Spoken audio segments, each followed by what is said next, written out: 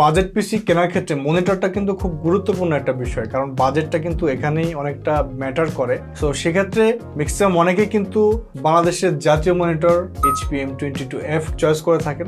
এই মনিটরের আজকে একটা শর্ট কিছু বিষয় বলার চেষ্টা করব, আসলে এটাতে কি কি বিষয় আছে, কি কি স্পেসিফিকেশন আছে, আর কেন এটা আপনার কেনা উচিত হবে বাজেট পিসি বিল্ডের ক্ষেত্রে। তো এটা কিন্তু 22 ইঞ্চি ফুল এইচডি IPS রেজলিউশনের একটা মনিটরের অ্যাসপেক্ট রেশিও থাকছে 16:9, ভিউইং অ্যাঙ্গেল থাকছে 178 degrees, ultra wide viewing angles, brightness কিন্তু 300 নিটস পেয়ে যাবেন, কন্ট্রাস্ট রেশিও 1000:1 পেয়ে যাচ্ছেন, রিফ্রেশ রেট থাকছে 75 হার্জের।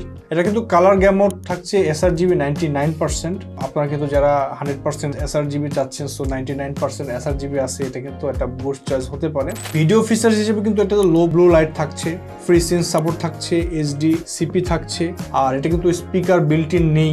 কানেক্টিভিটির জন্য একটা VGA পোর্ট, একটা HDMI পোর্ট থাকছে।